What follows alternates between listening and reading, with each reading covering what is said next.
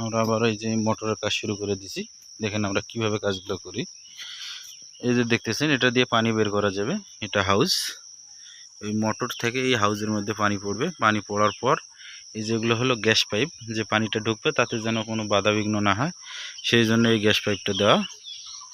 আর এই দেখেন এভাবে ওই পাইপের ভিতর ঢুকবে, ঢুকে এখান থেকে বের হয়ে প্রায় 1000 ফিট বা 1200 ফিট দূরে কোথাও নিগানো যায়।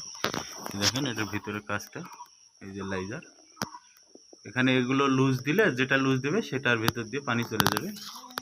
এই মোটরের পাইপ।